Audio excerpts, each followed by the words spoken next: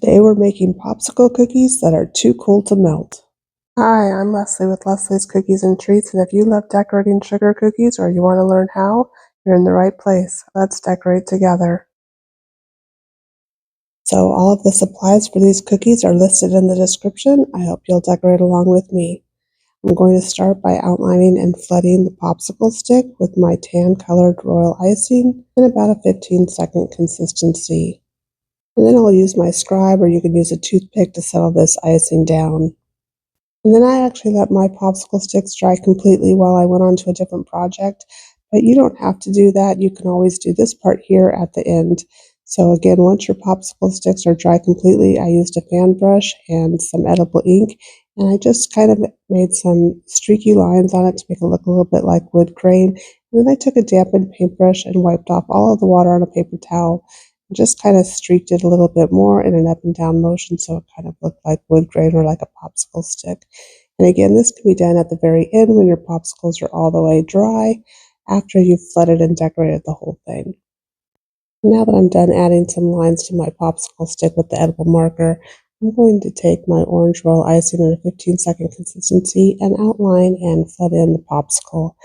And even though my icing is a 15-second consistency, I'm not going to go all the way to the edge because I want to make sure it doesn't overflow.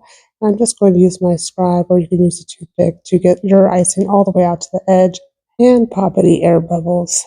You can give your cookie a little shake to help it settle down, and then just barely tap at that peak and it'll settle right down. And then I set this cookie aside to dry completely.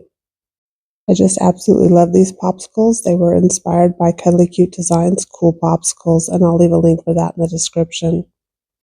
And I wanted to give myself some guidelines for where the hat is going to go and all of the stripes, so I'm just using my scribe to scratch a light outline right into the top of the cookie. You could also use an edible marker if you wanted to do this, and the paper piecing method, or a projector to transfer the design.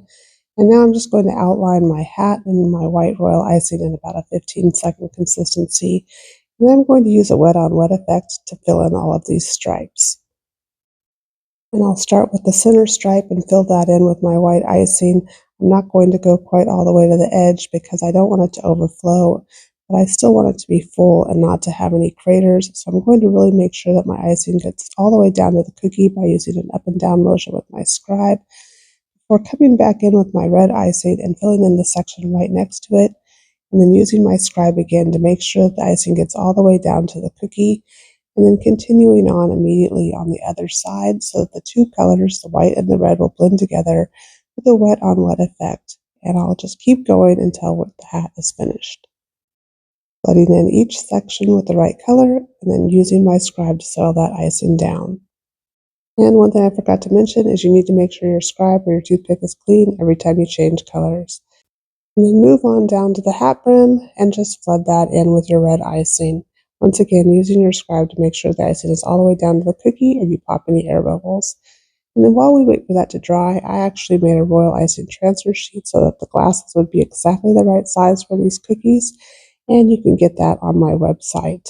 So I'm just going to outline these cookies with my 15-second royal icing in white, and then I will come back in with the black and flood in the center sections. And to do this, I just put my royal icing transfer sheet inside a sheet protector. You could also put it under a piece of parchment paper or even in a Ziploc bag. And then I just piped right on top of that, and as I said, I'm going to flood in the inside with my black. Use my scribe to settle down and shape the icing, and then we'll set these aside to dry completely. It took about 24 hours for mine to dry.